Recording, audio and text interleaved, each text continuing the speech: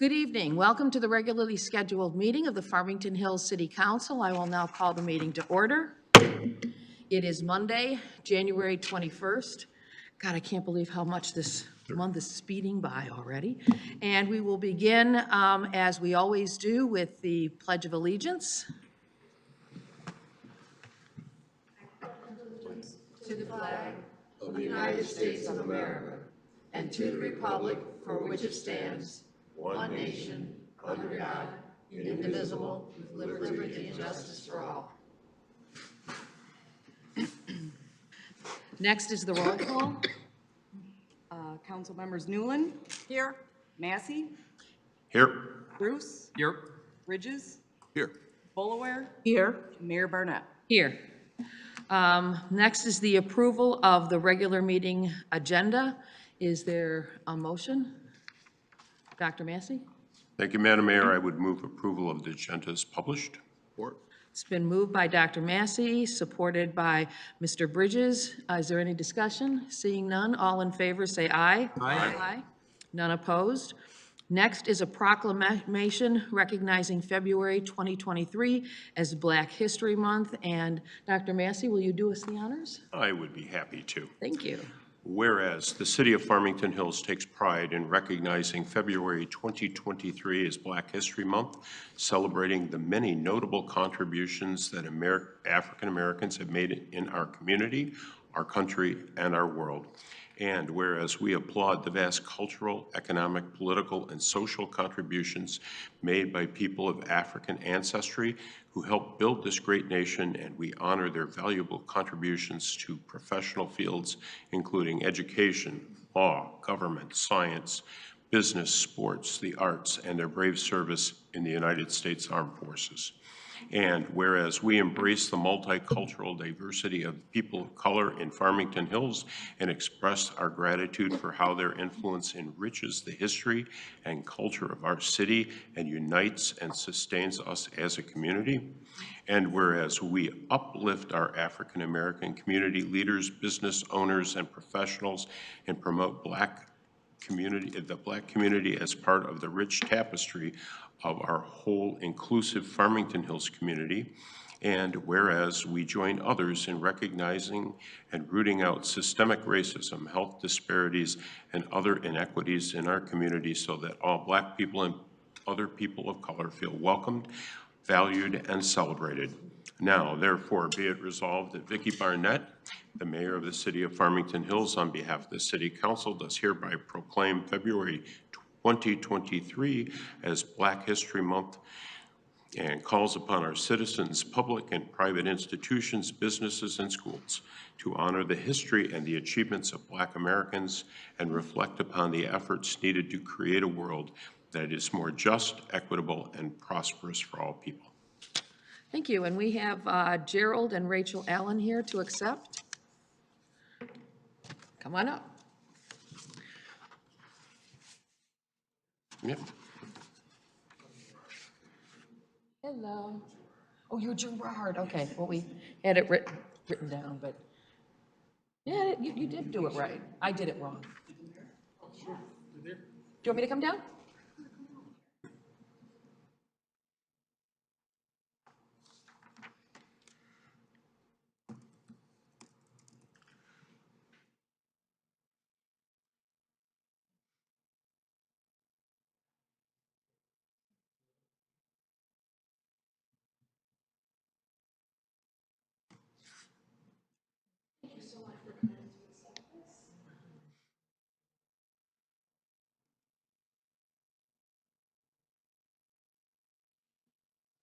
Like to say a few words?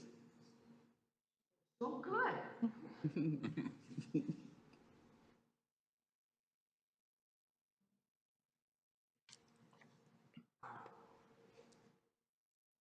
Thank you all, first of all, for this award. And what this actually means, Ken, I'm glad that you shared your introduction first, in which you spoke directly about breaking down systemic racism. I want to thank this entire chamber, everyone's here, the mayor, Vicki. This has been a wonderful welcoming into this city with us being here as residents, but also as business owners. From the day that you all heard we were opening, there's been an encore of support.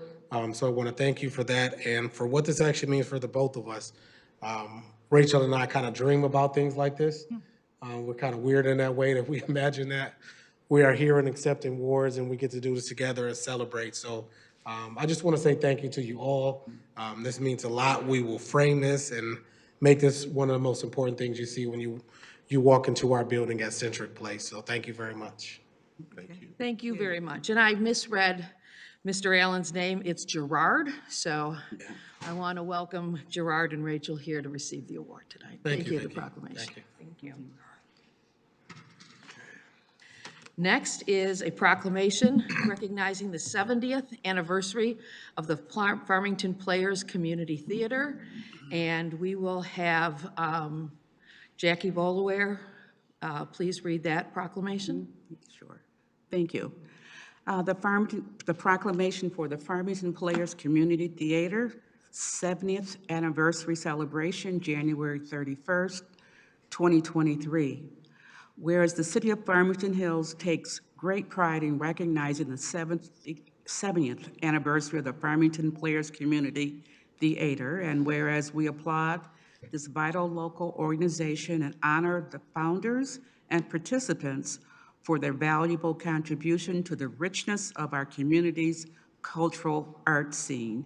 And whereas in 2023, the Farmington Players proudly celebrate twin anniversaries, honoring their initial production, Torchbearers, presented 70 years ago in 1953 in a small Methodist church auditorium, and honoring the 20th anniversary of the iconic Players Barn Theater, built in 2003 to replace an actual converted dairy barn used for theatrical productions.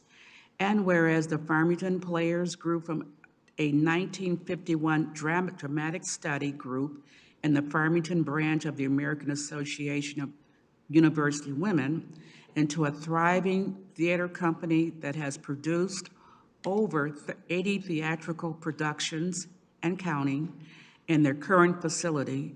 And whereas the Players Barn Community Theater continues to enjoy a warm relationship with the City of Farmington Hills, having worked collaboratively on a summer children's theater camp, as well as hosting numerous community events at the Players Barn Theater on 12 Mile. Now therefore be it resolved that Vicki Barnett, Mayor of the City of Farmington Hills, on behalf of the City Council, do hereby celebrate the 70th anniversary of the Farmington Players Community Theater and call upon our citizens to support the efforts of this successful local organization that has positively impacted the lives of so many members of our community. Is Cynthia Tupper here this evening? Yes, I am. Thank you. I understand that you can come up to the mic because I'd like you to say a few words about the history of the Players Barn and your participation. And I know that the proclamation was actually given to you this weekend by one of our council members and former Mayor Pro Tems, Valerie Knoll, who is a strong participant and active member of the Players Barn, as is one of my dear friends, Jan Jacobs. So we're just really excited that you're thriving and you're going strong in Farmington Hills. Well, a big thank you from all the Farmington Players for this wonderful proclamation. I'd like to give you a little background on the important relationship and partnership that the Players have had with the city over the last 20 years. In 1998, in my second term as president, Sunrise Assisted Living approached us when they were interested in purchasing the vacant lot next door. They needed access to another strip of our land for parking and for setback purposes on their design.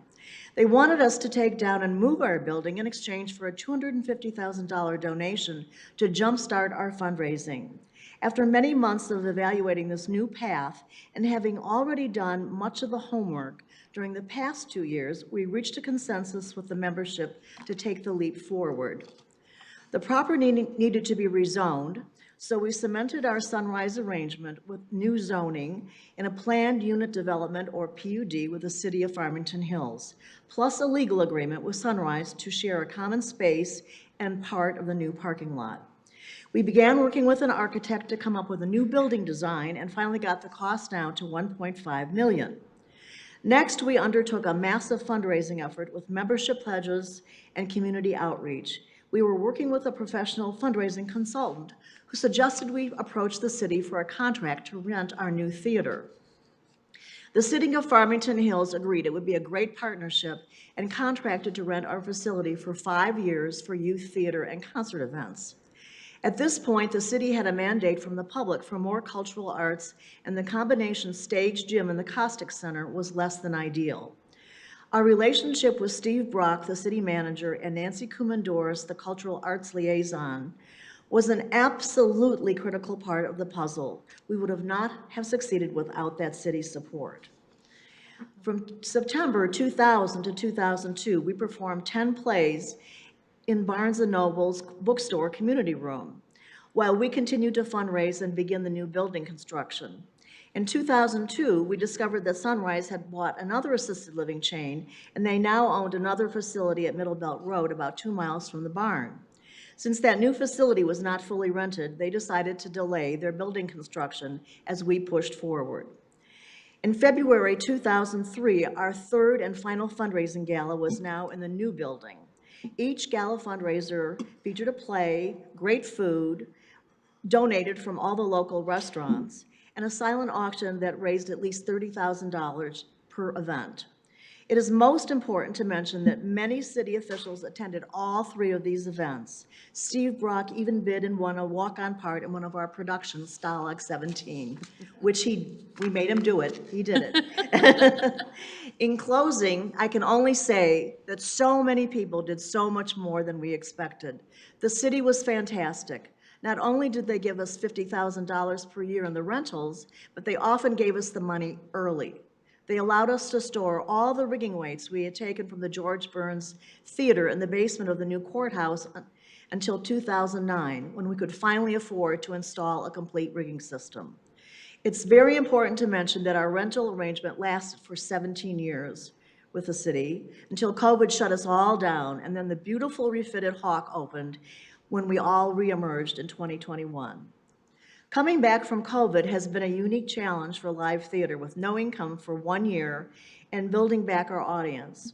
It's hard to believe that our building is now 20 years old and can be called the old barn, and now needs some serious and expensive maintenance with our HVAC and roof. So fundraising and grant writing is taking front and center along with performing 4 shows per year. So don't forget the big white barn on 12 Mile Road. We are opening the classic suspense thriller play, Wait Until Dark, on February 3rd, and our spring musical, A Gentleman's Guide to Love and Murder, in late April. Again, we cannot tell you how much we appreciate and thank the city and our community for their continued support. Thank you so much. Community theater is really part of the heart of any community, and we are really proud of the work you've done, of the citizens who have participated in the plays, and I have not seen a bad presentation yet. So everybody buy your tickets, support the Players Barn, and go see some of your neighbors doing a marvelous job of acting, dancing, singing, rigging, whatever else they do in the sound rooms and everything else. It's amazing. Thank you so much. Thank you for your support. Thank you. Next is a proclamation recognizing February 2nd, 2023 as National Optimist Day, and one of our local Optimist Club members, Michael Bridges, 7 in the morning, oh my God, is here to read that for us. Thank you, Mayor. National Optimist Day, February 2nd, 2023, whereas the city honors and recognizes Optimist Club of Farmington and Farmington Hills on National Optimist Day, celebrating this year on February 2nd and annually on the first and Thursday of every February. And whereas in May 2023, our local Breakfast Club, the Optimist International, will celebrate its 40th year of anniversary. Whereas this voluntary organization of civic-minded men and women is dedicated to community service, making a difference in lives of others, and working with young people to help them reach their potential and make their dreams come true. And whereas the membership of the Optimist Club of Farmington Hills is composed of citizens drawn from business industry, government, and other professions using their talents, skills, and hard work to contribute to the community in which they and their families draw daily benefits.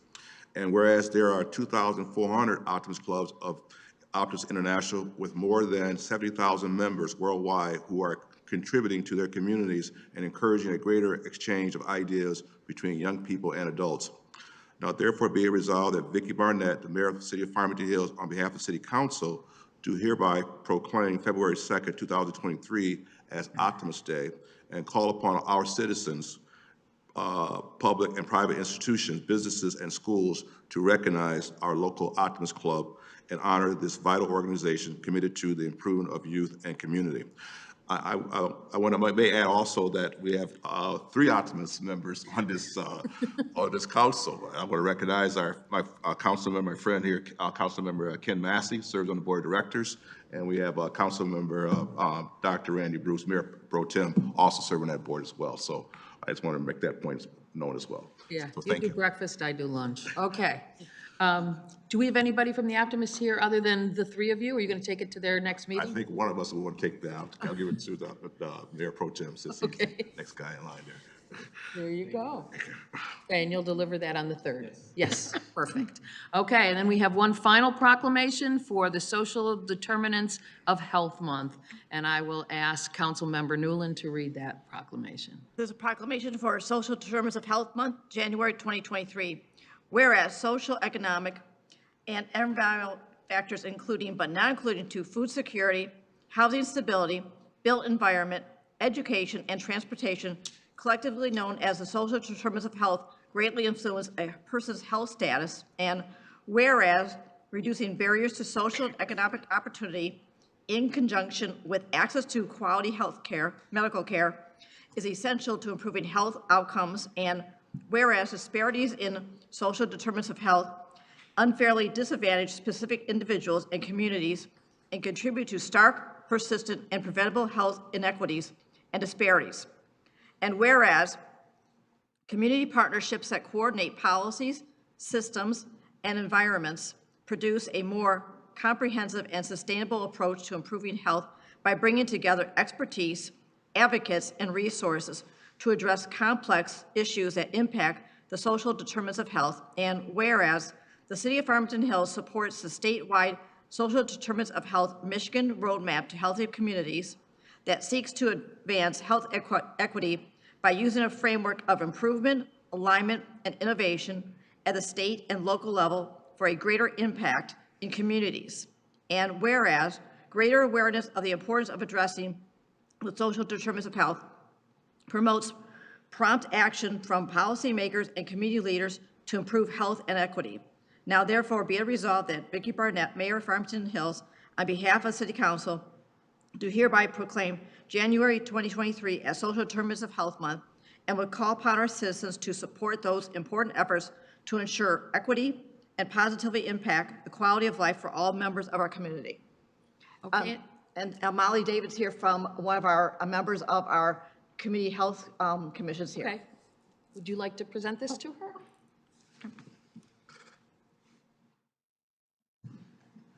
Take the sunshine.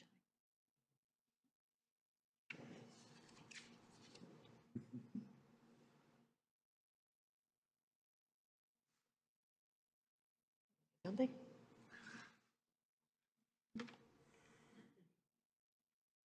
Thank you. I'm here on behalf of the whole Commission on Community Health, and we appreciate the acknowledgement and importance of those non-medical factors that affect people's health.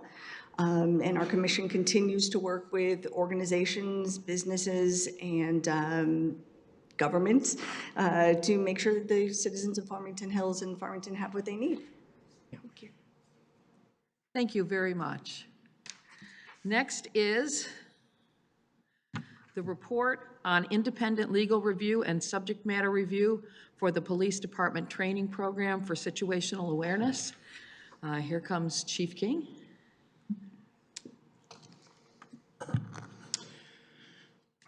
Good evening, Mayor and City Council. I truly appreciate the opportunity to update city leaders, our community, and our citizens regarding our efforts to comprehensively review and assess our department's situational training program. If you will recall, on June 27th, 2022, at a city council meeting, this council received a tremendous amount of public input and concern around allegations that the Farmington Hills Police Department was utilizing only African-American targets on our firearms range. That same evening, this city council assured the public that a transparent and independent review of the Farmington Hills Police Department training program would be carried out.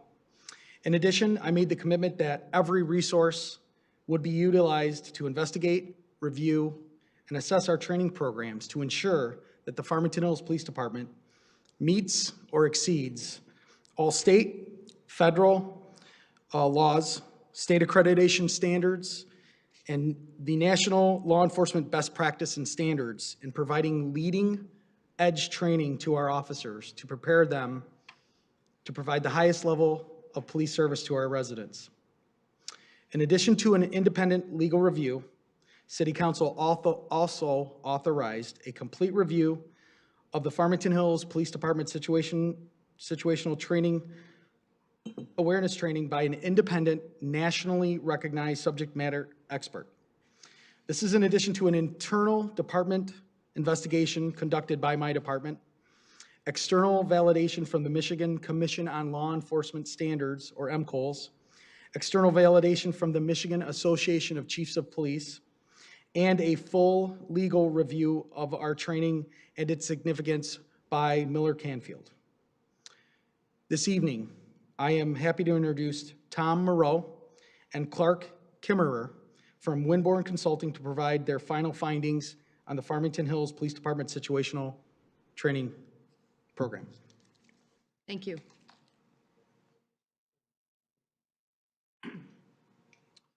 Good evening, I'm Tom Rowe, and I'm going to turn it over to Clark to do the presentation. I'll come back for any questions. Thank you, Tom. Madam Mayor, members of the council. I'm from Winborn Consulting.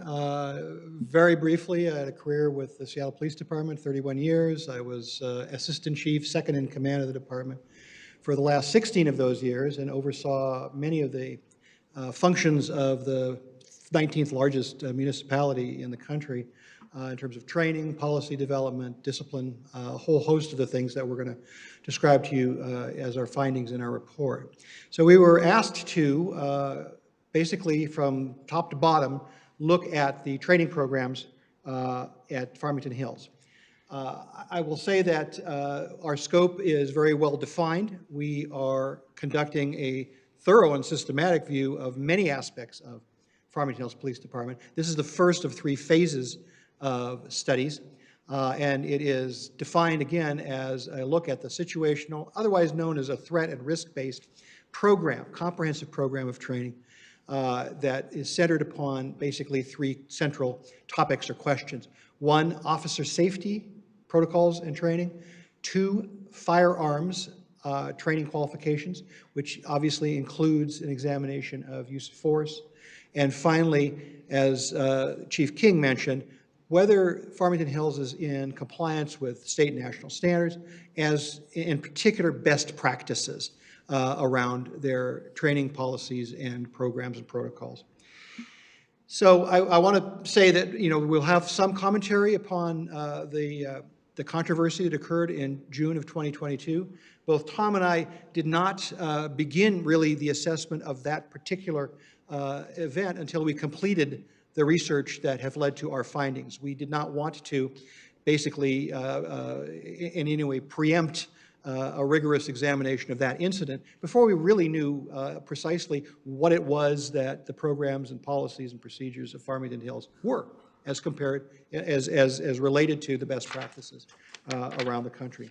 So our methodology included the review of all of the documents that we asked Farmington Hills for. They did not give us what basically they wanted to produce to us. We gave them a comprehensive list. They produced really every document that we asked for, and then some, about 1,400 pages all told. Very, very detailed, granular, as they say, including training curricula, specific outlines of what is sought to be conducted in their training program.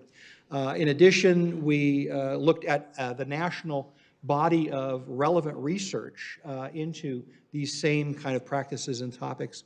Many academic practitioner studies, universities, policing institutes, Department of Justice, Bureau of Justice Assistance, a lot of data, as well as a lot of findings and conclusions around what the best practices are. There was about 800 pages of that material we reviewed.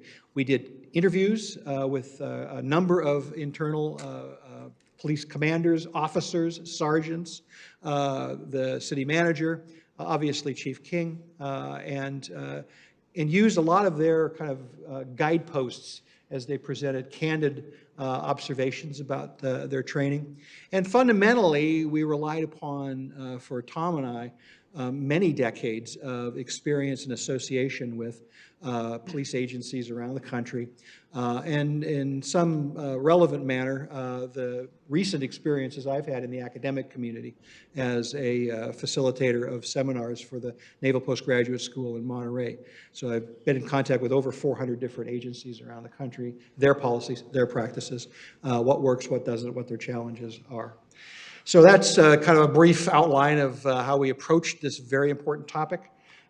So I want to start by giving a fairly succinct, I hope, definition of situational awareness. It's the cornerstone of what we've been asked to evaluate. By situational awareness, I mean, you could say very simply, well, it's a focus upon reality, on real situations that have occurred here, have occurred nationwide, that really frame what needs to be done in terms of the policy and the training arena in policing. I want to emphasize, though, it's a focus. It's not simply taking a headline and transferring it into a scenario. It's really looking with professional eyes and detachment and objectivity, what needs to be accomplished in order to not repeat the bad experiences around the country. So realism is an important word when you think about situational awareness. Scenario-based training is probably the best application of that realism. But I want to comment that situational awareness occurs on at least two different planes. First, on the development of training.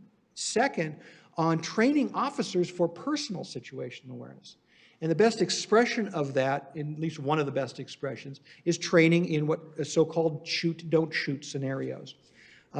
Those are judgments that are part of an officer's training, and when they are able to experience as realistic scenarios as possible, it is the belief of many agencies, myself as an expert included, that contributes to realistic, prudent discernment and the right judgments. So that's a thumbnail of situational awareness. It does involve, of course, a real additional focus on what are your risks, what are the realistic risks and threats and non-threats confronting police officers.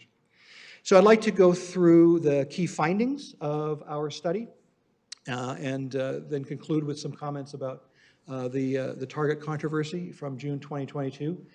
So the very first and probably the most important is, does Farmington Hills high-order values, their goals and objectives, the things that they present to both their officers and personnel and the community to say what they stand for? That is the most important measure of what is called a high-reliability organization. Not just the verbalization of standards, but whether those standards translate into policies, operational protocols, training programs, and accountability systems. So do we see those standards consistently integrated into every aspect of the organization, operations, and training and accountability system of an agency? That is one of the findings that we initiate our report about. That, yes, we did see, and we'll explain in more detail, that those mission, vision, core values, organizational values, and standards statements were found consistently throughout the whole spectrum of what Farmington Hills Police Department implemented as in terms of training and which are defined by their policies. I think many of you have seen these statements of mission and core values. The very first, which is the overarching one, is, I think, two very important statements. One, that they are committed to deliver superior police services. How do you do that? Well, you study and you train and you are committed to finding the best practices as part of your kind of DNA. The second, though, is that those services are to be delivered without prejudice or partiality. It's impressive to me to find that statement in a mission statement of a police department. Not that it doesn't exist in other police departments, but that it is front and center of Farmington Hills. The next set, though, I think are probably the most important, which is the organizational values, the core values of the organization. Leading with respect and dignity for all human life. That is, of course, an admirable standard, particularly for a police department to say this is right at the beginning of our list of organizational standards. Reverence for fundamental freedom, so-called what we call constitutional policing, which is probably the highest order of the best practices in police agencies around the country right now. Honesty and integrity through ethical behavior, appreciation for diversity, and accountability. That's a good list. Now, if we went through that list and found disconnects in the policies, the procedures, the training, the accountability measures, then we would have a different report to give to you. And one that I would never shy away from saying. That would be the sign of a non-high reliability organization. But that's not what we found. We found the resonance of those important standards in every single phase of the programs that we evaluated. And we evaluated pretty much everything that the training program had to offer us. So second, we conclude that Farmington Hills has leading edge programs. So I would say translate that into exceeds standards to progressively meet higher and higher goals for competency in the use of deadly force and the use of firearms. So it's a progressive sort of program. It's intended to become harder and harder. And the officers I interviewed, very interestingly, they all said, this is a tough qualification. All the places over the years that I've been, including my own department, would probably say something different, because a good many, again, of the agencies that we're familiar with have target shooting kind of qualifications once a year, right? It's just a static sort of measurement of accuracy on a silhouette target. That's probably very important in one level, but quite frankly, in terms of having to, kind of continuously work on mastering competency of particularly not shooting, the program at Farmington Hills meets that standard much more than a lot of the other sort of programs, which are often done just for the sake of efficiency. More on that later. So third, Farmington Hills Police Department has developed and implemented a systematic and thorough training program around officer safety. That was one of our scope objectives, to evaluate the officer safety programs. Safe officers are safe communities. They are, in some ways, equivalent. Officer safety is the cornerstone of officer compassion and empathy and connectivity to the communities that they serve. If an officer is fearful, if there's uncertainties, then that oftentimes turns into bad outcomes. In this particular department, we find the officer safety program, again, I would characterize as meeting standards according to my expertise in looking at best practices. And I think there's an interesting way that among many others that we looked at this. So in 2020, and it was updated just last year, there was a comprehensive study of about 1,550 different police agencies around the country. It's commissioned by the Department of Justice, Bureau of Justice Assistance, and it involved a number of different institutions, the National Policing Institute, Major City Chiefs Associates, IACP, International Association of Chiefs of Police, Police Executive Research Forum. I believe George Mason University was involved in the academic side of things. And they sought to answer the question, what are the next 3 years of officer safety training priorities? In order, essentially, what are the most important things confronting police departments that they need to train to enhance to the highest possible level, their officer safety.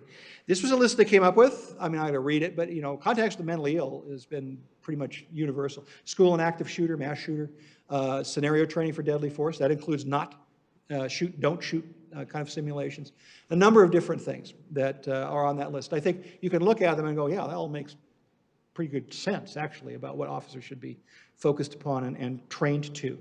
This is a list of, a partial list, by the way, of the officer safety curricula of the Farmington Hills Police Department over the last 2.5 years. You will see it mirrors the priority list that was compiled by this coalition of over 1,500 police agencies. And it includes a category of about 500 samples of agencies the size of Farmington Hills, from 80 to 130. And you, I again, don't need to read through it, but it basically is a mirror image in terms of the prioritization of important officer safety training as integrated into the Farmington Hills curricula. Real-world training, situationally aware-based, risk-based, and not classroom per se, although there are classroom elements, but also real situations in scenarios that are, you know, part of the adult learning model. And that last line, I think, is important because this is a partial list. There are many other basic and advanced courses that make up the totality of the Farmington Hills curricula. Some more key findings. I think these two can kind of be combined here. So first, when you look at the both national and MCOL standards, the Michigan standards, as well as I looked at other state standards, which are essentially similar. The national standards pretty much are mirrored in most of the state and accreditation. So MCOL is being your accrediting agency by statute. The national organization called CALEA, Commission on Accreditation of Law Enforcement Agencies, been around for many years, has essentially the same standards that the states and that Michigan has. And they call for basically 3 elements. First, at least once annual firearms qualification. Doesn't specify what kind. Doesn't specify, you know, whether it should be situational, shoot, don't shoot, move while you're shooting, that kind of thing. Or as it occurs in many different agencies, this static target shooting kind of format, which assesses whether you can, you know, basically shoot accurately, but not a whole lot of other things. So that's number one. Number two, qualified training staff, firearms training staff. That means they're accredited, they're certified, they've had advanced training. I will say that the list of the firearms training instructors from Farmington Hills is very impressive. All of them have advanced training certifications in a variety of different areas. And most important to note, many of the technically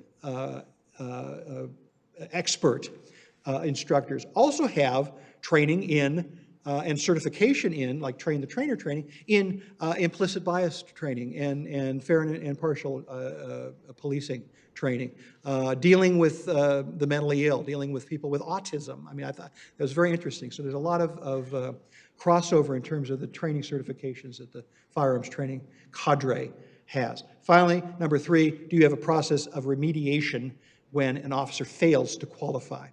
Again, very robust process in Farmington Hills.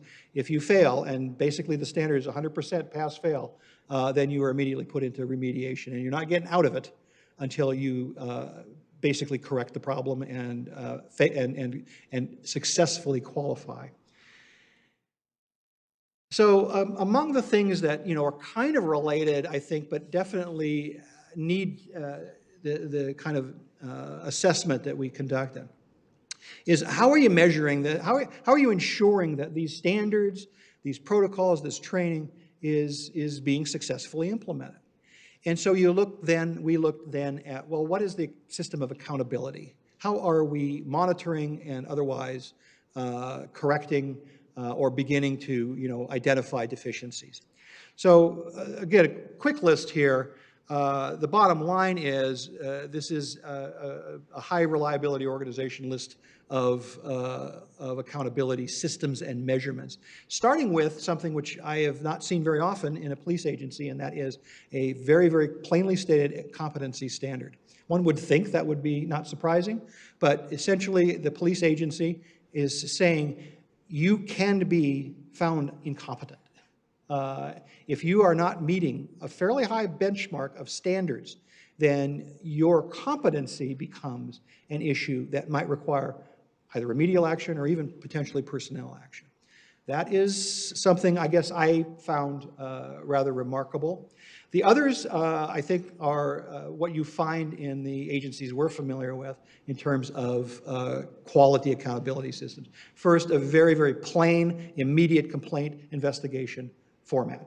Many of the, if not most of the complaints end up on the desk, the chief of the desk, the chief's desk the next morning, which is a good standard to have. Anonymous complaints are accepted. Complaints that, otherwise are, basically have minimal information. That complaint process is an open process for Farmington Hills in terms of what we were able to discern and observe. A lot of complaints actually are initiated internally, which is another benchmark, I think, of the health of an organization, that they're willing to undertake the investigation of misconduct that was initiated by, a supervisor, maybe even a peer. Mandatory use of force reporting, a good thorough format. Body-worn cameras, which are, as we discussed a little bit earlier, that are in conformance with the national standards concerning the policy.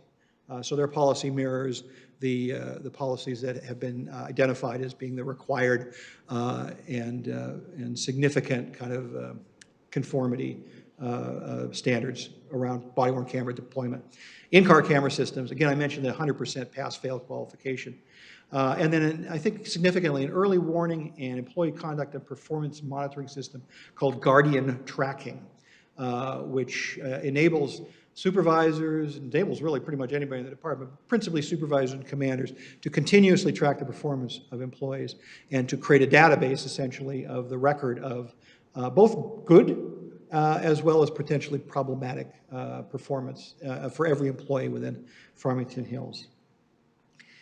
I put this up because it's correlative, it's not causal, and so I always kind of shy away from saying, well, this is the defining sort of statistic that verifies many of the things that we found to be both meeting and exceeding standards in Farmington Hills, but in a fairly robust number of calls for service, and Farmington Hills goes on every single call for service, which again is a bit remarkable, I would say, in my own experience.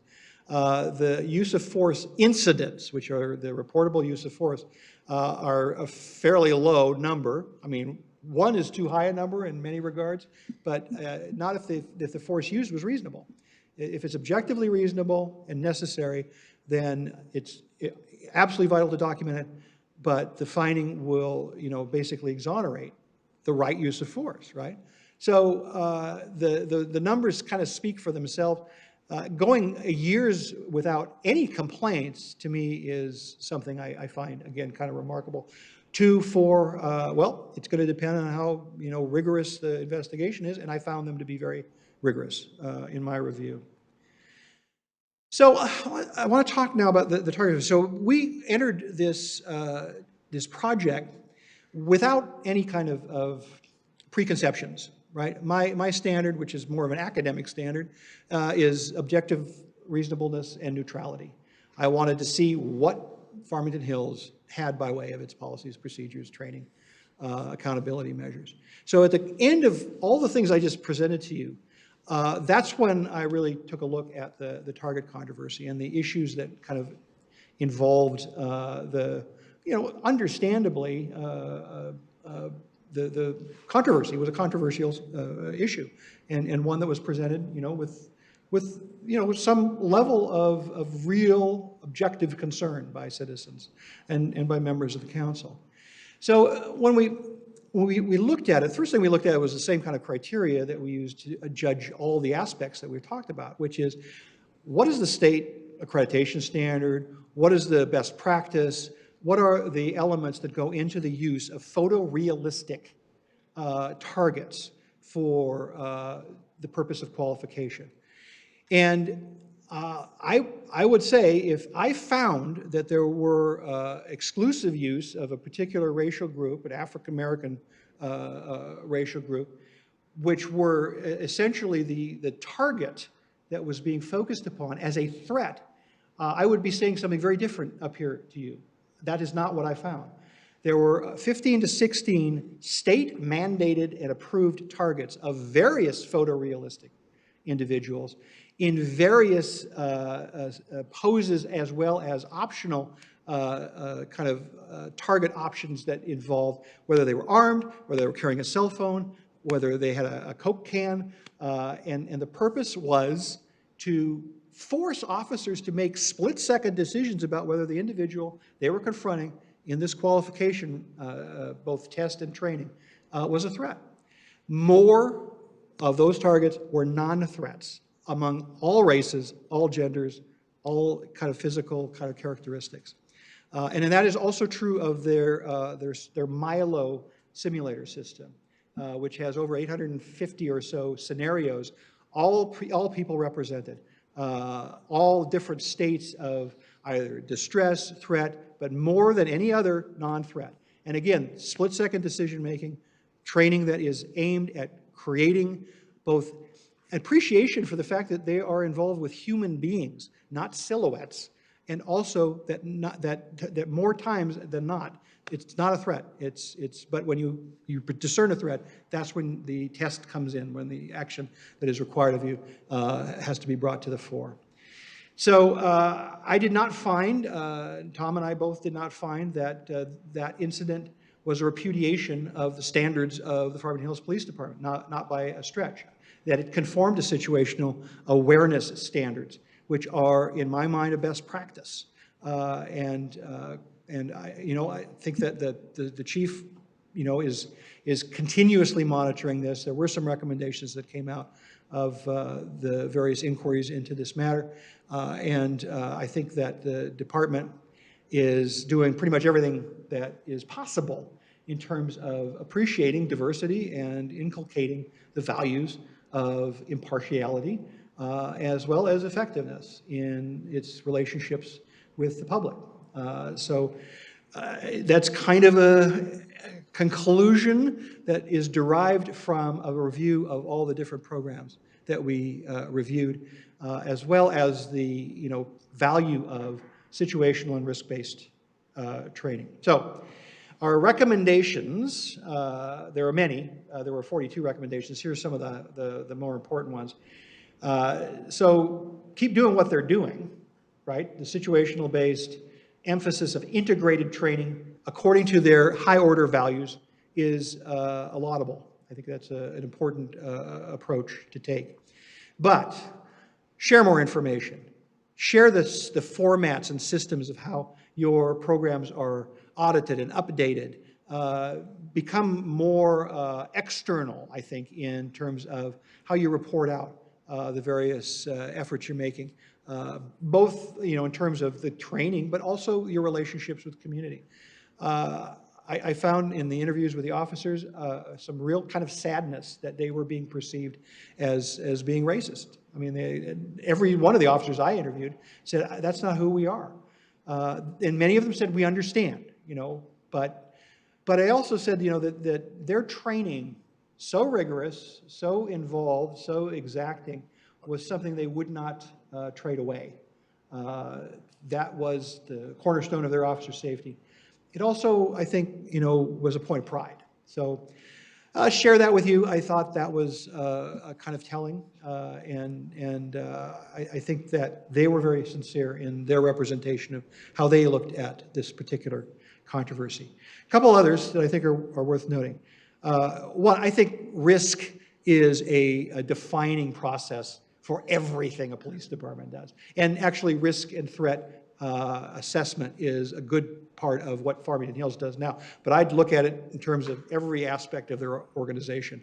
Human resources, everything. I mean, I think that risk-based analysis is really so revealing, and it points in the direction that you need to go in. Not that you want to go in, but you need to go in. Second, procedural justice is kind of the gold standard now as a curriculum around the country. It's derived from a study that was done in the 90s by Tom Tyler, a sociologist, basically, who said, in our analysis, how people are treated actually means more to them than the outcome. And he studied people who were under arrest. And in a very large longitudinal study, he came to the conclusion and published the findings that if you treat somebody with dignity, if you treat somebody with empathy, that is more important to them even than if they end up in jail. A fascinating conclusion. So procedural justice as a curriculum evolved out of that. It's summarized by this acronym, LEAD. Listen with equity and empathy, and treat people with dignity. I think that's a gold standard. It's also something that Farmington Hills trains to. In their programs, we found this over and over and over again, that is a standard. But it's not cached in the procedural justice curriculum.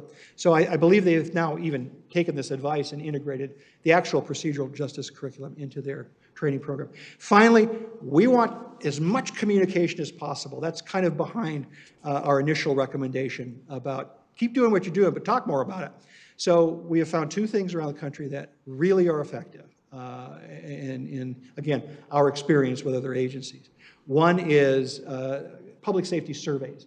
Call them community surveys, but not popularity surveys, but do diagnostic inquiries regularly of a good sample of your population about where are you feeling safe? How do you, how are you treated if you complained to the police department? All the diagnostic things that we can think of that go into the police department being informed about how the community feels. And second is a social media network. That is the most immediate and the most accessible and kind of the most personal in this day and age anyway, of communication modality. And I've seen a lot of departments where that has been paid great dividends. So I know we're going to talk a little bit about phase 2 and 3, but I've probably opened up to questions at this point. And I really thank you for bearing with me on a fairly lengthy report that has a fair number of conclusions that Mr. Massey was able to summarize for us in about 1 minute and 20 seconds, which I appreciated. Happy to do it again, too. Maybe we should have led with you, Councilman. No. Well, before we open it up for questions, I want to point out that thank you very much for your report tonight. We also had a direct conversation with Monica Conyers, who we hired to do the legal review. Conyers. Her name is, what's the name? Crockett. Crockett, thank you. Michelle Crockett. Boy, I had that way off. Nothing to do with Monica Conyers. Nothing. Michelle Crockett from Miller Canfield. And she visited us by video teleconference, and she will be here live at our council meeting in February, the second meeting in February, the 27th. And we'll hear from her. And then there's 2 more phases of this review. So they will all have recommendations attached. And Michelle Crockett's recommendations, I'll let you all hear from her when she comes. We're a little different, but similar in the same regards. And then we've engaged Winborn for 2 more phases of this study, which deal with police stops and statistics and a variety of other things that we'll delve deeper into. And this is in an effort to be responsive to our residents who felt very threatened by what they were hearing and what they were seeing, and viral social media posts that sometimes don't give an accurate point of view. So we are looking at both sides of the issue and reporting back to be fully transparent with our citizens. And we want you to know that citizen input has been very, very helpful. The chief has started some police academies, and people who have gone through the police academy have enjoyed what they're learning and the in-depth study and protracted training that police officers and have to go through. And again, I want to thank you. And now with all of that background laid out there, I will now open it up for questions from council members to our consultants. Mr. Bridges? Thank you, Mayor. I just want to thank the mayor for those comments you made regarding the fact that we did have an opportunity at the study session to hear from Miller Canfield, and they had some recommendations specifically for our police department that they were quite interesting and I think would be very helpful. So we want to thank you for your presentation. We thank you for just cooperating with us that we are meeting a lot of the standards that are necessary for a police agency to be successful. We appreciate that. I just got one quick question. In regards to the complaint process, what is your recommendation to how to encourage complaints from citizens to come to Farmington Hills with complaints? Given the fact that some residents may feel a little bit apprehensive to doing that, do you have any specific suggestions to encourage citizens to be more comfortable with presenting complaints to the department? So a couple things. So one, for phase one, we were focused on training. And the complaint process really goes into phase two and phase three. So we will absolutely have, we actually had discussions with them today. So that's going to be more towards phase two and phase three about that process. Right. Appreciate that. We look forward to phase two and phase three. And again, we thank you for your presentation. And you corroborated what we already know about our police department regarding the fact we have great training. We do make a lot of the standards. But the fact is that we need, we look forward to hearing from Miller Canfield publicly as well. Yes. Thank you. Thank you. Thank you, Mr. Bridges. Thank you. Anyone else? Sure. Go ahead. Thank you, Madam Mayor. And actually, I would like to play off something that you just said, which was there was information that came out at the June 27 meeting that may or may not have been completely accurate, but it did create an awareness that there are issues out there that stimulated the undertaking of these studies so that we can assure our public that we want to be transparent in and we take the issues and the concerns seriously. That's something that this council has done, and I want to thank you for your presentations and your findings. And my summary of what you put together is that our police department, which has always had in its mission statement the delivery of professional policing services without prejudice or partiality, really the entire department takes that to heart. That's part of their goals. And while there's no perfect system, our department has consistently tried to meet and exceed the training standards out there, implement best practices, and do the right thing, constantly looking for ways to evolve to become better. That said, the other piece that I heard from you is that we have to do better as a city in communicating that to our residents so our residents are aware of all of these activities and don't just assume the police department is here just to enforce the laws. And one of the things that I think we can do is, one, we need to communicate that to our community. We need to be very assertive in doing that. And the other piece of that is we have a number of community policing activities that we need to build on. And our police department participates in things with the community, and if we can expand on those where people actually get to know the officers and realize that these people are here as part of our community, they're not just pulling a paycheck. They're a part of the community and they want to make this community safe, a great place to live, and a great place to have your business. And that's the message that I'm taking away from your phase one that we need to do better on. Well said, Mr. Massey. Anyone else? Yeah. Jackie? Yes. Councilmember Bowler? Yes. Thank you, Mayor Barnett. I know the council has commissioned a 3-phase study on this particular issue, and you're reporting out tonight on phase 1. And this is a high-level summary of the report. I'd like to know if we will get a detailed copy of the report. I don't know if I should ask that to Mr. Metchin, because you mentioned in your presentation that there were 42 recommendations that were made after your review, and you reported out on the most major or of note recommendations, but there were 42 others.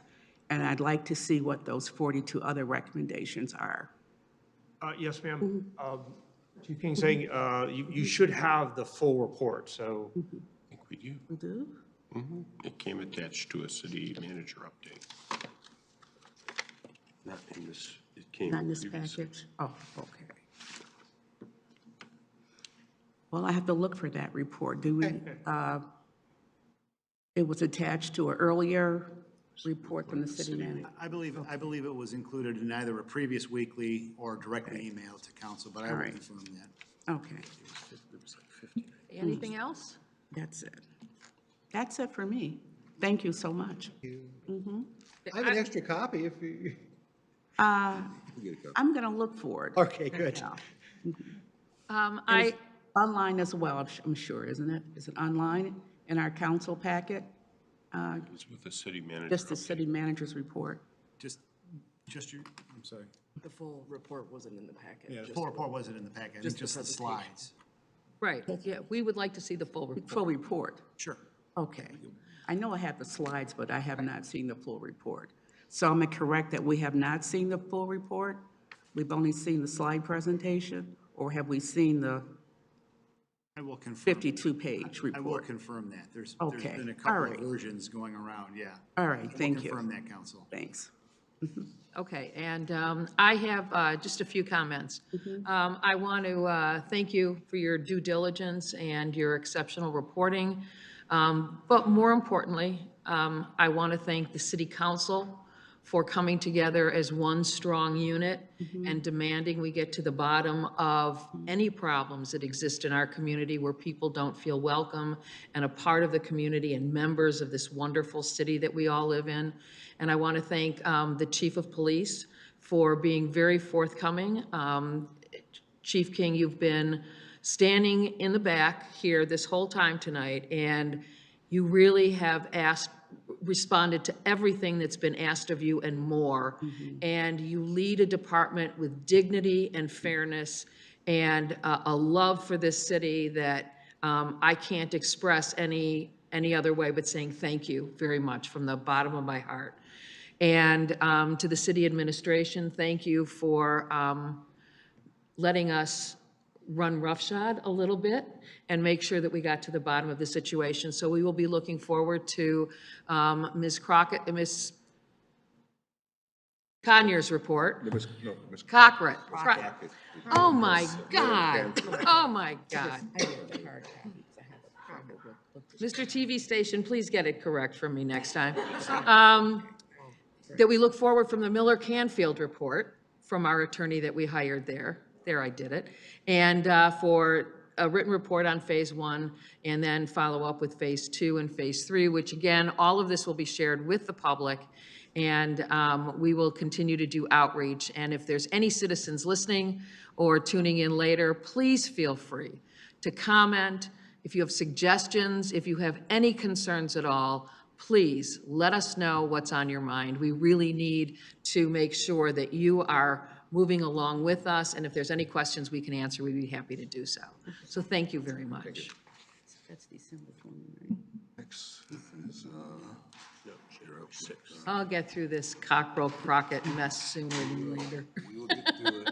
Next subject is, Next item is correspondence. Does anybody have any correspondence? no correspondence. No, I think we all got the same thing, which was, I don't know, I get a lot of vendor information. Okay, next is the consent agenda. I want to point out that there are blue slips in the back of the room if you want to make a comment on something that is on the agenda, but if you want to just come up for public questions and comments in a few minutes, you don't have to fill out a blue form. You can just come up and share your comments. So I will now turn the consent agenda reading over to our Mayor Pro Tem, Randy Bruce. Thank you, Mayor. Number 11, recommended approval of extension of bid for as-needed facilities, interior lighting, communications, and security products upgrades with Gray Bar for 2 years with possible extensions, CMR 12313. Number 12, recommended approval of award of bid for a golf course greens roller to Revels Turf and Tractor in the amount of $23,752.50, CMR 12314. 13, recommended approval of award of bid for folding electric retractable gymnasium divider curtains at the Hawk to Centric Crompton in an amount not to exceed $30,000, CMR 12315.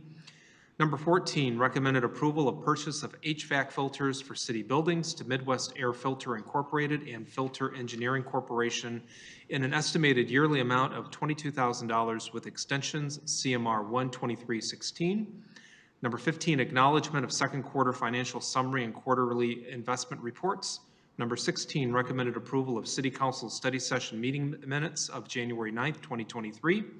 And number 17, recommended approval of City Council regular session meeting minutes of January 9th, 2023. Okay, this is a complete list. Is there a motion? Sure. Dr. Massey? Madam Mayor, I would move approval of the consent agenda as read by the Mayor Pro Tem. Support. It's been moved by Dr. Massey, supported by Councilmember Bolawar. Any discussion? Seeing none, this is a roll call vote. Councilmembers Newland, Yes. Massey, Yes. Bruce, Yes. Bridges, Yes. Bolaware, Yes. and Mayor Barnett. Yes, and that brings us now to public questions and comments. Again, please limit your comments to 5 minutes or shorter if you can. If it needs referral to a member of our staff, we will certainly do so. Does anybody want to come up? PG. Ms. Thank you, Gerald. Mayor Barnett. Good evening to council. The last time we were here, I talked about the Police Department Citizen Academy program. And let me just go back a little further. I also own a home in the city of Southfield, and we started this program there in 2012. Before Chief Nebbis retired, my husband and I kept asking him about doing something similar in the city of Farmington Hills. And to our amazement and appreciation, being a homeowner also in this city, they did it last year. We didn't have an opportunity to be a part of it last year, but this year we were a part of it. We never missed a class, and we just graduated December the 21st. And I can tell you that for me, I didn't like the police at first. I know that a community is only as strong as its public safety, but I didn't like police because I'm originally from Brooklyn, New York, so I've seen it like very raw. And I've seen it where the policing is not done fairly in the Latino and the Black community. But having gone through the Southfield program and then this program, it gave me a whole new light.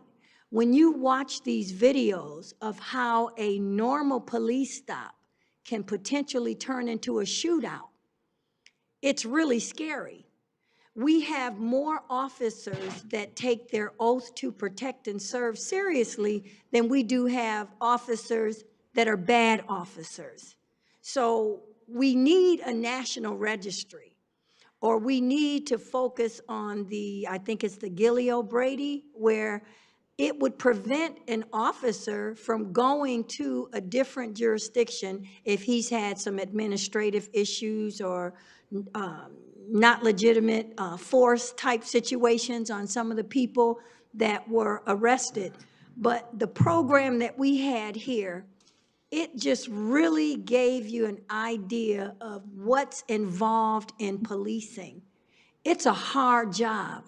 And I would hope that no municipality would make the police and fire department ever have to go through arbitration or any type of legal stuff when it comes to giving them their just due cost of living. It's a hard job.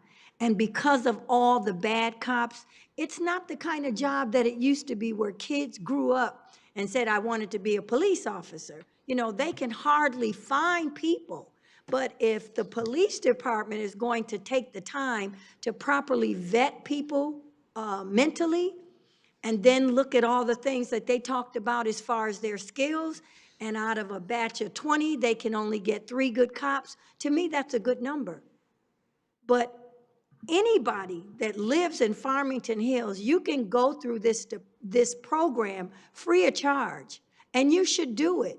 You know, again, a community is only as strong as its public safety, but also the collaboration and the cooperation that they have from the citizens. And once you're in the program, you become a liaison from your friends in the community to the police department. Go on the ride along. It's amazing. You see what they have to do throughout the course of their job, and it's not easy. I went through the Milo simulation that they talked about. I've gone through it a couple of times. I can tell you that when I started that Milo simulation, my adrenaline was like this. When I came out, I felt like somebody had given me something and my heart was pumping really hard because of how you have to respond to that interaction on the computer and the commands that you give it versus you not knowing what they're going to do. It's very difficult. So they earn every dime that they are paid. And then going to the range. You know, I've gone to the range a lot. I never paid attention to the race of my target sheet until this situation came up. As I said, and I'll say it again, I don't believe the way it happened. I think that some of it may have been coerced. I wasn't there. But when I looked at my sheet, I'm wondering if my Korean relatives, my Japanese relatives, my Latino relatives were offended by the color sheet that I had. It wasn't a black person. So I'm just saying all of that to say, you know, stop with all the extra stuff. If you got an idea and a solution that can make things better, be willing to come to the table and sit down and talk about it. But all of this other stuff has got to stop. We know we have a problem. We can work on it. We're more alike than we are different. But the fear of the unknown and the unknown person has to stop. Thank you very, very much. And again, another ringing testimonial about the police program and the Police Academy program for our citizens, and I hope people will take advantage of it the next time it's offered. Thank you. Next on the agenda, if there's anybody else for public comment, no? Next on the agenda is council member comments and announcements. Does anybody have any? Dr. Massey? Thank you, Madam Mayor, and it's just a real quick one. I want to extend some congratulations publicly for some of our businesses on Friday evening. Councilwomen Newland and Bolaware were both in attendance at the Greater Farmington Area Chamber of Commerce Gala, as was I, and we had the three business opportunities, or 3 businesses that were given awards for small business. It's one of the businesses in Farmington, the Loft Cigar Lounge, received the Small Business Award. The Business Excellence Award went to CARES in Farmington Hills. And the Stuart Farovich Award, which deserves a little bit more of an explanation. Stuart Farovich passed away in April of '21. And he was very, very involved in the community in a whole lot of ways, supporting nonprofits and so forth. If you knew him, you had a friend at Stuart. He was a cool guy. That said, an award in his name for a community-oriented business that's very involved went to the Grand Tavern. So those businesses should be commended for their achievements. And it was, all in all, it was a very nice evening. So I just wanted to let folks know. Anyone else? Yes. Yes, I attended, along with Councilmember Bolware as well as Councilmember Newland, we all attended the Martin Luther King Day program. It's held annually at the Farmington Public Library on 12 Mile Road. It was a great program. The participation was greater than every year we've been there. So it was a lot of people there celebrating the life of Martin Luther King Jr. And one of the highlights was that there was a forum that was participated by high school students from actually middle school students as well, middle school and high school students, and they were all talking about their, they had asked several questions regarding Martin Luther King and their remembrance of him and how they're going to live their lives in regards to the Reverend Dr. Martin Luther King's, and it was truly insightful and informative, and it's just another example that our kids, our students in our community are top-notch, and that they are our future's in good hands. When you look at these children, being able to answer these questions and be able to, with confidence and ideas in regards to how to live out the dream of Martin Luther King Jr. So it was terrific. Thank you. Thank you. Anyone else? Yes, Mary? I was going to comment from the gala on Friday and those who were awarded. I like to say something about CARES. It's not really a business, and there's no adjective even to describe CARES and what they do every day. How they tirelessly support, feed, help our residents is truly amazing. So again, a thank you out to CARES. I'm glad we acknowledge them, but we need to acknowledge them every single day, that they're such a force to be reckoned with in this community, that they're wonderful. And then I want to add on to about the Martin Luther King celebration. Of course, we did the walk in the morning. We also did, we listened to our amazing students at the forum, and I was just amazed again at how articulate and how thoughtful the students were in their presentations and responses to questions.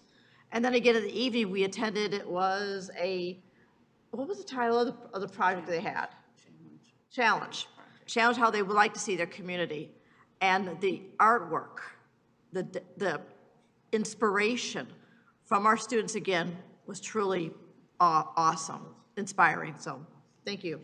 Thank you. I just want to make one more comment. I also want to acknowledge the fact that at the Martin Luther King program, Chief King was there, members of the administration from the fire department was there as well, and it's great to see our public safety officials there as well, supporting it. The fact that the police department played a very important role in making sure that everybody was safe and that the walk was safe and that it was, able to proceed without any issues at all. So thank you. Appreciate that. Very good. That brings me to my public announcement. In honor of the International Holocaust Remembrance Day, which will be this Friday, the 27th of January, which celebrates the anniversary of the liberation of Auschwitz and Birkenau, the Holocaust Memorial Center in Farmington Hills will be hosting a special program. They will bring in a Holocaust surviving speaker at 12 o'clock. They are making the day to attend free of charge, and we hope that everybody comes out and takes part in that celebration as well. We want to make sure everybody remembers the horrors of the Holocaust and that they never happen again. So Farmington Hills is a very diverse community, is making sure that everybody is safe, everybody is welcome, and that everybody is treated as an equal part of our community. So again, I want to thank the Chief of Police and our firefighters for making sure that they go to the mosques and the synagogues to protect everybody who wants to worship and to make sure that all of our kids at Hillel Day School and at the nursery school at Adat Shalom are kept safe and well. Thank you very, very much. In case you can't see, I'm looking at Chief King in the corner of the room. Next, that brings us to the city manager update. Thank you. Good evening, Mayor and Council. Just a few updates. Last Thursday, January 17th, Mayor and I presented city update to the Council of Homeowners Associations. There were also several council folks in attendance that evening, and gave Koha a very good update. I thought it was a good update on city finances, some capital projects and programs and initiatives for 2023. And, just an observation and a comment, the city really relies heavily on our homeowners association.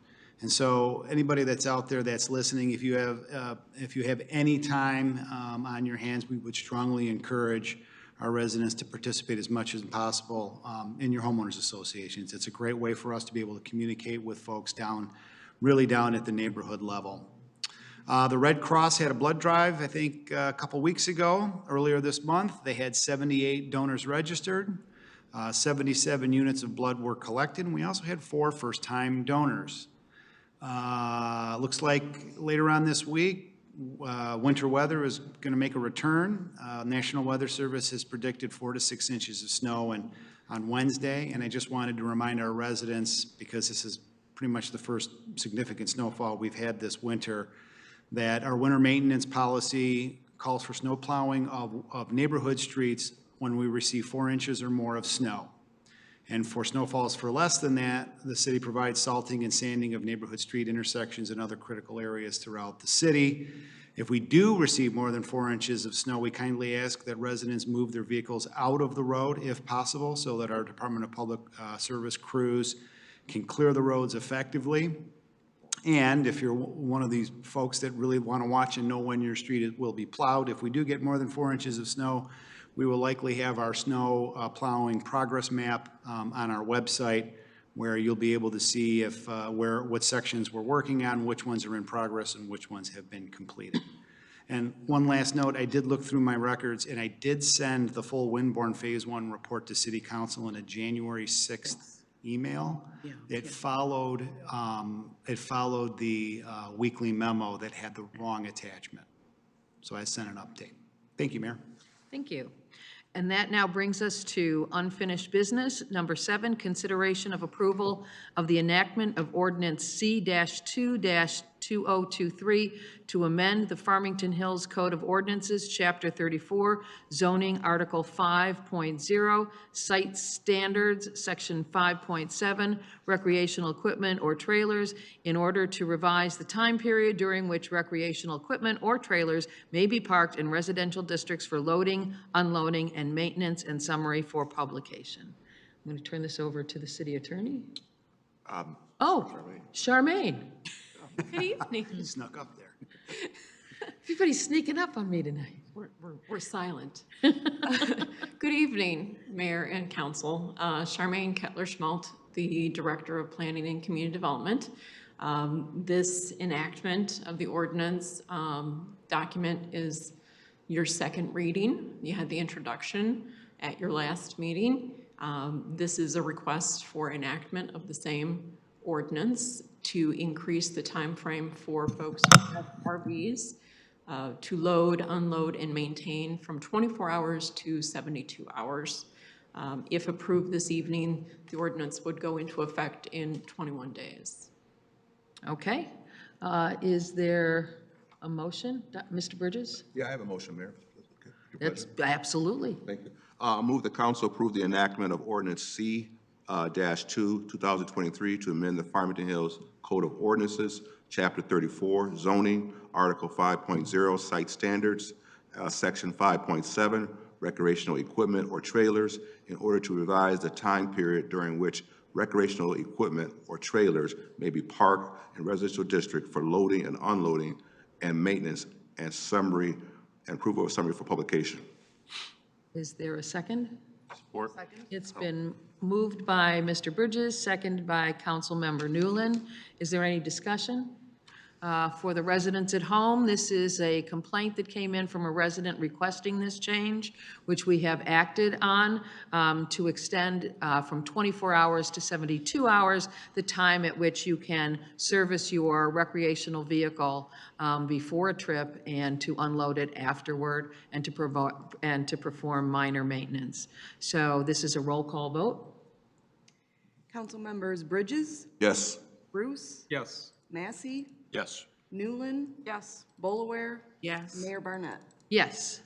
And now we go to item number 8, consideration of approval of enactment of ordinance C-3-2.023 to amend the Farmington Hills Code of Ordinances, Chapter 2, to provide for amendment or retirement benefits and retiree health care benefits in accordance with applicable collective bargaining agreements, and summary for publication. And we have Mr. Scribola.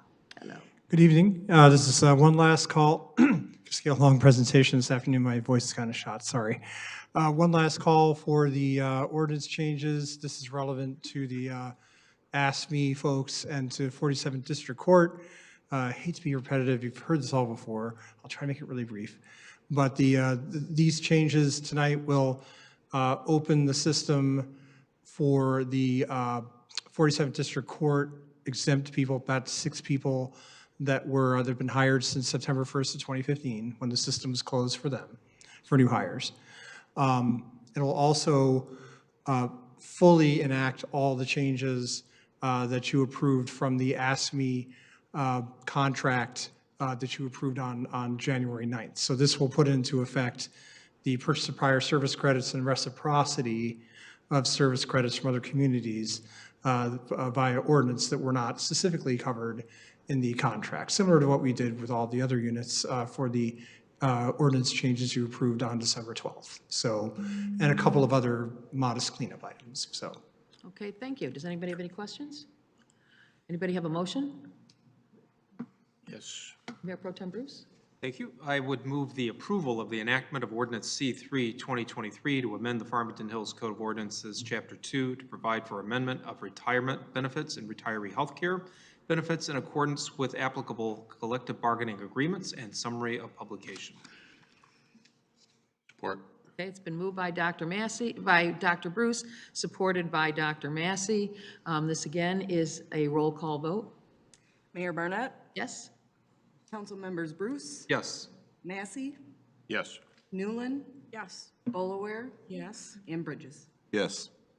Okay, and now we have item 9 and 10. I'm going to ask the council for some leeway to move item number 10 ahead of item number 9, if that's okay. It's okay. Okay, we have a gentleman here who's been waiting very patiently to talk about a possible liquor license for Tomatoes a Pizza. And in case you don't know, this restaurant has been awarded as one of the best pizzas in production in the country by Food Network. You won a Gentlemanly Quarter Magazine award as well, and then some other great pizzas to eat in the world, right? Yep. And if you've ever tasted it, you know you're in the right place. So with that minor endorsement. Thank you. Good evening, Mayor Barnett and City Council. My name is Michael Weinstein. I started Tomatoes a Pizza 25 years ago in 1998, and I have 3 locations now, 2 in Farmington Hills and 1 in Birmingham. As the mayor was saying, we won best, I got lucky, I feel like super grateful for this, but best in Michigan by the Food Network and one of the top 25 on earth by GQ magazine. I love the business. I enjoy making pizzas and serving them and selling them. I enjoy eating them and going out for pizza. Going out with my son or my wife or my friend and sitting down to a crispy pizza, a salad, and a glass of beer really is probably my favorite activity. And it's a great American tradition. But have you noticed that sit-down places are closing and carry-outs are opening? The institution of sit-down neighborhood pizzerias is becoming endangered because of rising rents, expensive liquor licenses, and the lost art of pizza making. It's almost impossible to find a pizzeria these days with the ultimate trifecta: excellent pizza, salad, and a beer. Halstead can be that pizza place. After I applied for the license, I was super excited to see these licenses. I went out and I got Halstead a new salad bar and a pizza buffet and a fresh coat of paint. If granted the license, we will do many more upgrades. Having a great neighborhood pizzeria where you get excellent pizza, a salad, and a beer provides such a great benefit to the neighborhood that I really can't imagine a better use for the license. Thank you for your time. Do you have any questions? Does anybody have any questions? We have the menu here. I'm going to turn it over to the city attorney. I believe you've reviewed all the documents. Yes, to some extent. The clerk's office also reviews them, and various city departments review them as well. And my understanding is through that review process, everything has come out with favorable results for City Council to consider this evening. And just as an additional note, this is one of the 2 licenses that you pulled off of the moratorium that you established. So I just wanted, and that was an adjustment you made about a month ago. Okay, Mr. Bridges? I have a quick question. Are you going to be serving, if the license is granted, Will you be, will you have Two Hearted available there? Yes, yes. And we do at the other location as well. What about Dirty Blonde? Yes. You got to give me a list. Going to ask about Gumball Hut, too? Well, thank you. I appreciate that. That helps a lot right there. You. Yeah, I prefer Chianti with my pizza, but, you know. Chianti, a little wine there, okay. Okay. Does anybody have any more questions? Yeah, you've made this so hard for us because you're Thank you. so nice. This is a roll call vote. I want to remind everybody that in order to issue a license, we need 5, oh, yes, but we need 5 affirmative votes when we do have a motion on the floor. Is there a motion? Dr. Bruce? Yes, I would approve or have council adopt the resolution for approval to the Michigan Liquor Control Commission for the request from Tomatoes of Pizza Incorporated for a new Class C liquor license to be used at 24369 Halsted Road, Farmington Hills, Michigan, 48335, to be issued from the city's quota licenses available. It's been moved and supported, moved by Mayor Pro Tem Bruce, seconded by Councilmember Bridges. Is there any discussion? Seeing none, this is a roll call vote. Council members Massey, Yes. Newland, Yes. Bolaware, Yes. Bridges, Yes. Bruce. Yes. And Mayor Barnett. Yes, congratulations. Thank you so very much. We're excited for Good you. luck. Thank you. And thank you for sticking with it through the pandemic. It was wonderful. Next item we skipped over briefly was number 9, consideration of approval of reappointments and appointments for various boards and commissions. What are we doing? Mayor Newland. Councilmember Newland. I can take this on? Yes. It's a long list. I warn everybody right now. So this is a recommendation for approval, reappointments and appointments to various boards and commissions. The following members all have terms that will expire on February 1st, 2023, and would like to request reappointment to the respective boards and commissions. To Brownfield Redevelopment Authority, George Curran III. He will be a length of term of 3 years for a term ending February 1st, 2026. Do I have to repeat February 1st all the time, or just names and? Yes. Okay. Tom Wilkerson, 3 years for length of term, February 1st, 2026, term ending. For order of review, Paul Wolforth, length of term will be 3 years, term ending February 1st, 2026. Building Appeals Board, John Treflet, for a length of term of 3 years, term ending will be February 1st, 2026. John Groshorn, for 3 years, February 1st, 2026. Commission of Children, Youth, and Families, Maria Snarnacki, length of term will be 3 years, term ending February 1st, 2026. Committee to Increase Voter Participation, this is Lauren Thornhill, length of term 3 years, term ending February 1st, 2026. Economic Development Corporation, Luke Cantor, for 6 years for length of term, February 1st, 2029. Mark Zackos, length of term 6 years, February 1st, 2029 ending. Emergent Preparation Commission, John Sartell, length of term 3 years, term ending February 1st, 2026. Michael Sweeney, length of term 3 years, term ending February 1st, 2026. Farmington Area Arts Commission, Celeste McDermott, length of term 3 years, February 1st, 2026. Jeff Durkak, 3 years, February 1st, 2026. Lisa Ferneza, a length of term 3 years, February 1st, 2026. Farmington Area Commission on Aging, Mary Bookham, length of term 3 years, February 1st, 2026, ending. Marion Shoto, 3 years, February 1st, 2026. Julie McCowan, 3 years, term ending February 1st, 2026. Farmington Hills Beautification Commission, Betty Poole, length of term 3 years, February 1st, 2026. Kathy Brown, 3 years, February 1st, 2026. Rita Roberts, length of term 3 years, February 1st, 2026. Gerald Reedus, 3 years, February 1st, 2026. Farmington Community Library Board of Trustees, Danette Durham-Wilner, length of term 4 years, term ending February 1st, 2027. Kathy Brown, length of term 4 years, February 1st, 2027. Fire Board of Appeals, John Triflet, length of term 3 years, February 1st, 2026, ending. John Groshon, 3 years, February 1st, 2026. Historical Commission, Lee Cox, length of term 3 years, term ending February 1st, 2026. Historic District Commission, Marlene Toulis, length of term 3 years, term ending February 1st, 2026. Housing Rehabilitation Loan Board, Dara Guchar, length of term 2 years, February 1st, 2025. Brandy Smith, 2 years, February 1st, 2025. International Property Maintenance Board, John Trevette, length of term 3 years, term ending February 1st, 2026. John Groshon, length of term 3 years, February 1st, 2026.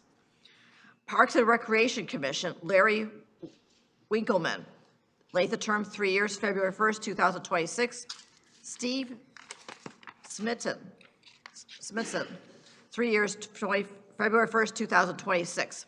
Planning Commission, Dale Countigan, 3 years, February 1st, 2026. Marisa Varga, length of term 3 years, February 1st, 2026. Kristen Aspinall, 3 years, February 1st, 2026. Water Advisory Council, Katrina Kennedy, length of term 1 year, February 1st, 2024. Zoning Board of Appeals, Eric Liquist, length of term 3 years, February 1st, 2026. Brian Rich, length of term 3 years, February 1st, 2026. Asham Khan, length of term 3 years, February 1st, 2026. Additionally, there's a recommendation for the following appointments. For the Parks and Recreation Commission, excuse me, Stacy Deffenbach, 2 years, February 1st, 2025. Stacy will fill the vacancy of Don Fritz, who resigned April 2022. Stacy's recommendation of interest and resume are we seen. Wendy Michael, length of term 1 year, term ending February 1st, 2024. Wendy will refill the vacancy of Cheryl Ruffalo, who resigned September 22nd, 22. Wendy's resume we also reviewed. Is that the end? Is that it? Okay, is there a second? Okay. Moved by Councilmember Newland, seconded by Councilmember Massey. All in favor, say aye. Aye. Those opposed? Passes unanimously. That gets us to the end. There were no additions to the agenda, so we have come to the spot where I need a motion to adjourn. So moved. Second. It's been moved by Dr. Massey, seconded by Mayor Pro Tem Dr. Bruce. All in favor, say aye. Aye. Aye. That's it for the evening. Good night, Farmington Hills.